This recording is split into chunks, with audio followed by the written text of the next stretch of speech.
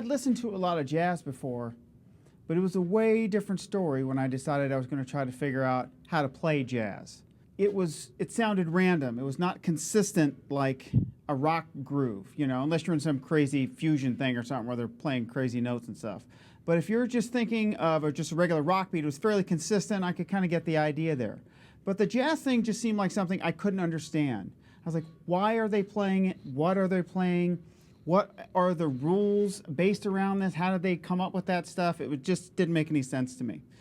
And it took me a while to sort some of that stuff out. I asked a lot of questions. And ultimately what it is jazz is like a language, like anything else. And it takes some time for you to figure out how that stuff works. You need to get a handle on some basic words. You can form some sentences. And when you form some sentences, you can get some more complex ideas going. And then, you know, you're communicating through this medium. So it takes a little while to get that happening. For us, the language and part of that stuff and the rules of the language are the technical parts. So we want to talk a little bit about how this, in this particular lesson, just the snare drum and how these rhythms interact with the ride cymbal and the hi-hat and the bass drum. Just some basic straight eighth, upbeat, swing ideas. And when you get that going, then you're just going to have to immerse yourself in some of this stuff and see what's going on. You know, they say if you want to learn a language, you go to a different country and just stay there for a while. You know, if you travel to Spain, you figure out how to, order some food, and you definitely want to be able to figure out, how to ask somebody where the bathroom is or something. You know, so but you figure those things out quickly, and then you go from there. So I want to do some eighth note breakdowns, and I want to use the breakdown method to show you how to interact some of these things, because there's going to be some new coordination that maybe you haven't dealt with, especially with the hi-hat and the snare drum, the left side of the body.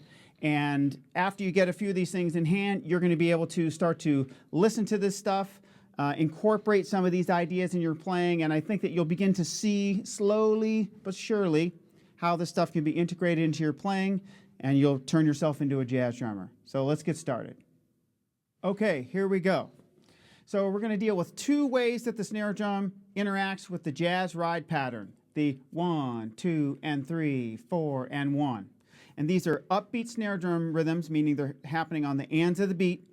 And they're either going to play against the ride cymbal, meaning they're going to fill in the notes that the ride cymbal isn't playing, like 1 and 2, 3 and 4. That's against the ride cymbal. Or it's going to play with that ride pattern, like 1, 2, and 3, 4, and 1, okay? And then we'll have combinations of those things. So here we go.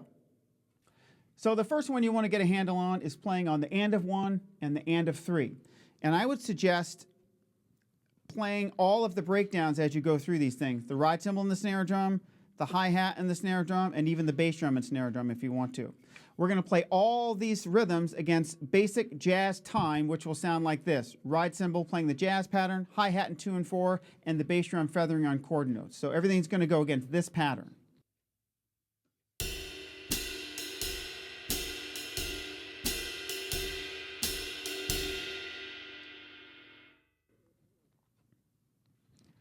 So the first one is this, and of 1 and the and of 3. I'll play 2 bars of jazz time, and then I'll introduce that.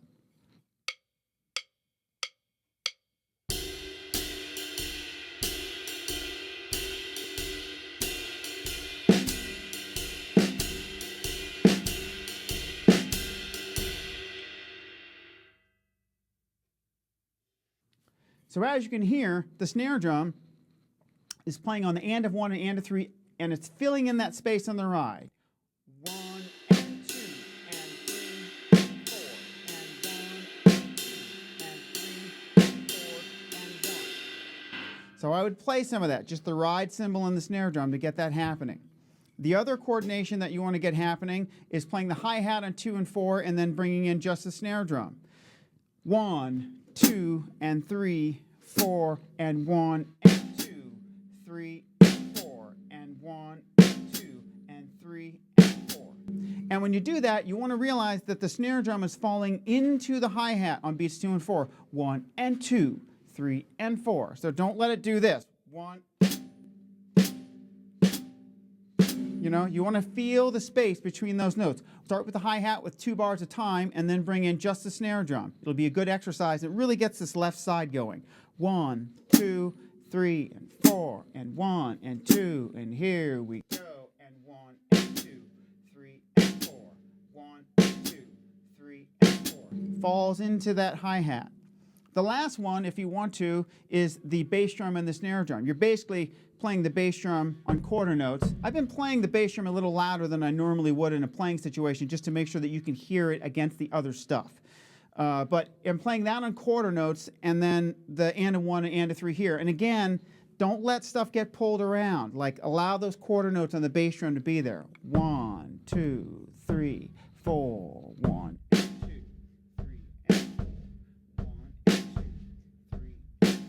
If each of these breakdowns is swinging, when you put it all back together, hopefully you'll be swinging. Let's put this all back together and then we'll move on. 1, 2, 3.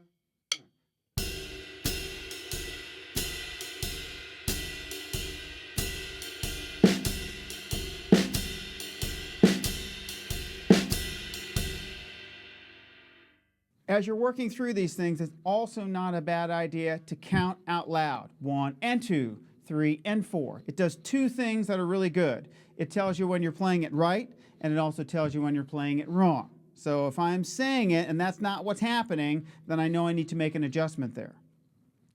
The next pattern is playing with the ride cymbal. So we're going to be playing on the and of 2 and the and of 4. I'll play it and then we'll break it down. Sounds like this. 2 bars at a time and then the exercise.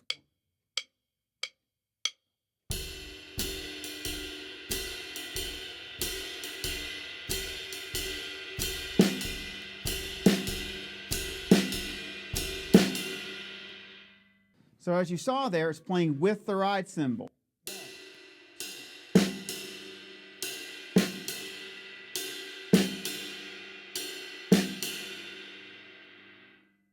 So I practice just the ride cymbal and the snare drum. If you can get them going together, great. Otherwise, you can play 2 measures at a time of just the ride cymbal and then bring that in. And definitely want to be counting and definitely want to make sure that you're playing with the ride cymbal on that. 1, 2, 3, 4. If that's giving you a hard time, you can just play the 2 notes.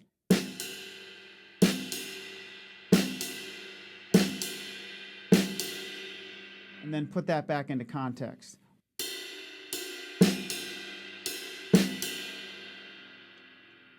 Now we want to hear how that and of 2 and 4 relates to the hi-hat. And it's going to be the opposite of 1 and 3 that led into. These are going to be coming off of the hi-hat on 2 and 4. So I'll play the hi-hat for 2 bars and then bring in that snare drum part.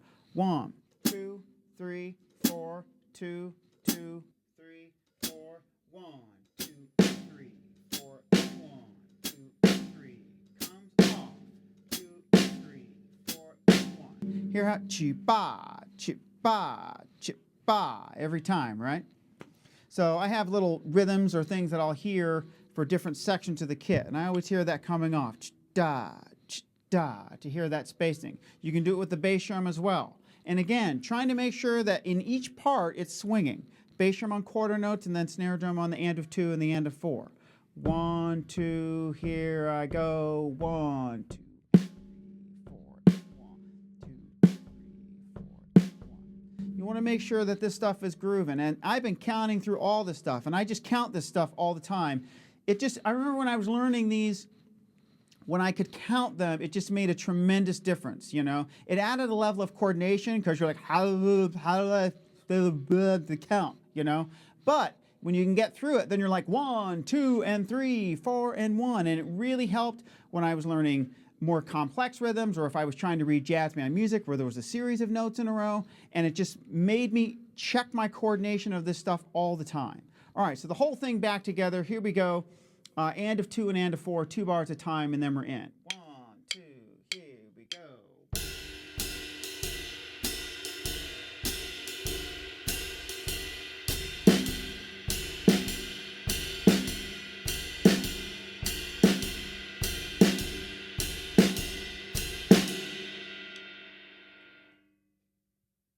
All right, let's try to connect some of these words together.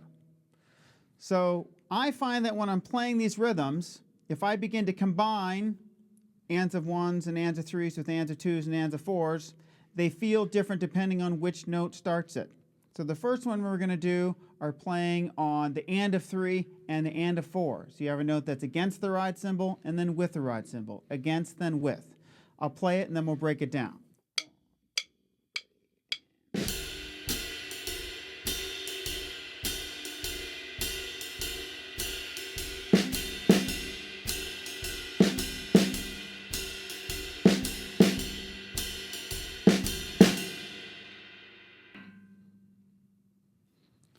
Against, then with, against, then with. Again, there's like another song you can sing in there as you're playing that stuff. So if I do the ride cymbal and the snare drum, you get 1, 2, 3, 4.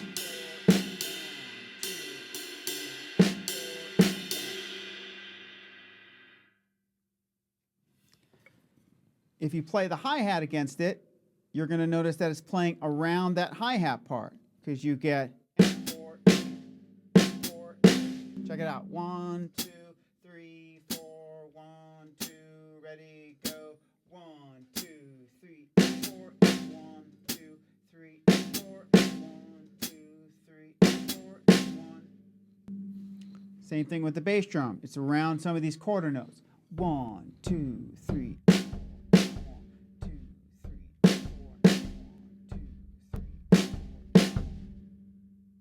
Put everything back together, and here you go. 1, 2, 3.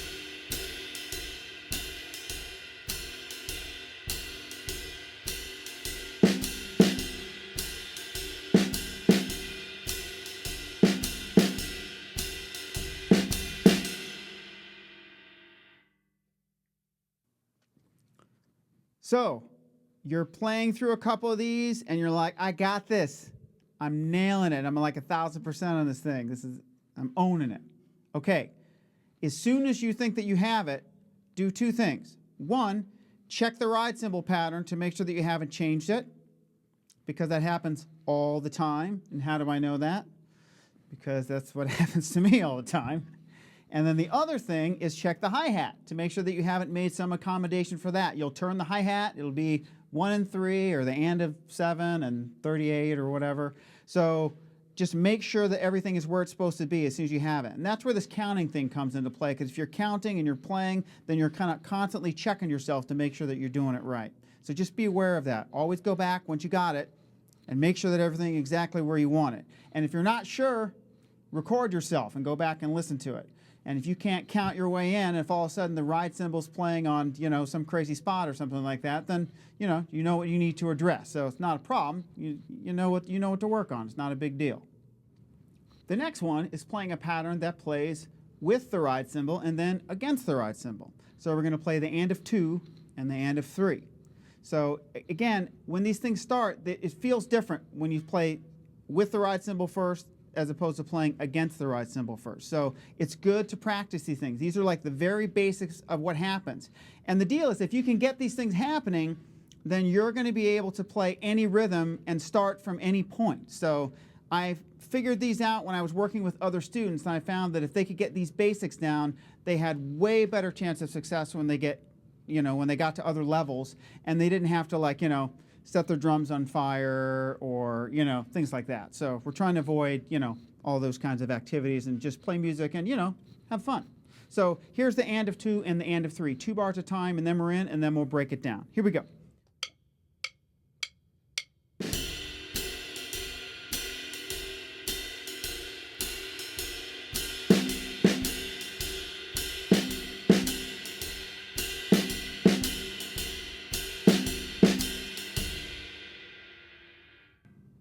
All right, so there it is. So let's break that down. Just the ride cymbal and the snare drum. Again, always go back to this thing, figure out what's going on here. So you're playing.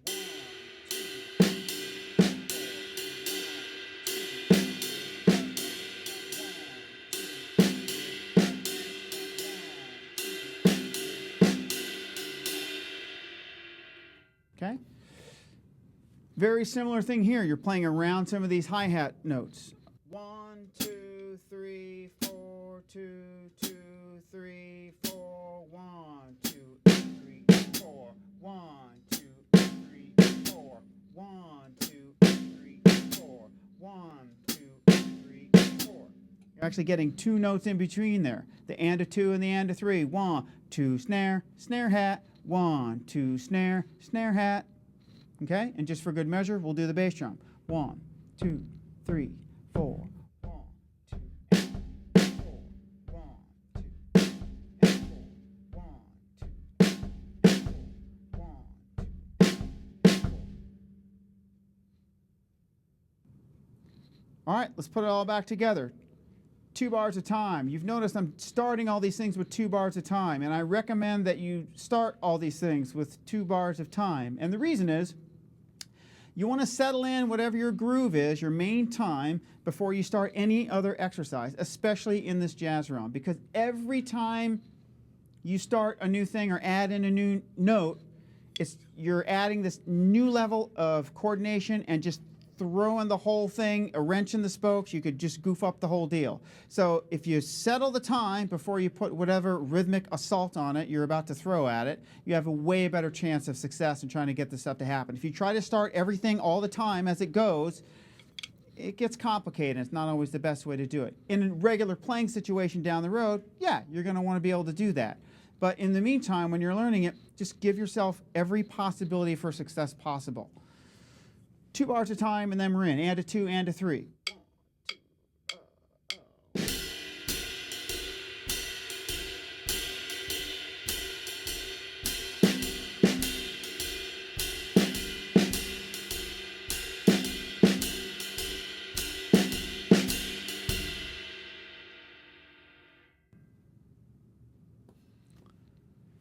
All right, you're doing it. So those are the main ways that 8th note upbeats are going to interact with the ride cymbal.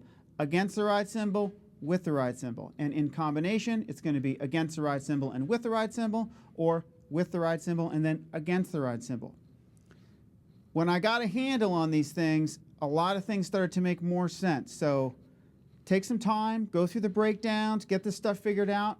And 1, you're going to start to be able to build some vocabulary out of this. And 2, you're going to start to hear this stuff if you listen to the recordings, listen to some jazz. That's the other way to learn this stuff, is by listening to it. And you're going to start to hear some of these things and go, oh, I understand a little bit of what's happening. You'll begin to decode what's going on there a little bit, and it won't seem like overwhelming, like I have no idea what's happening. I guarantee even just this little bit will get you a lot of good information and provide you with a lot of ideas that you can begin to use pretty quickly in your playing. So check into this stuff, and we'll go from there.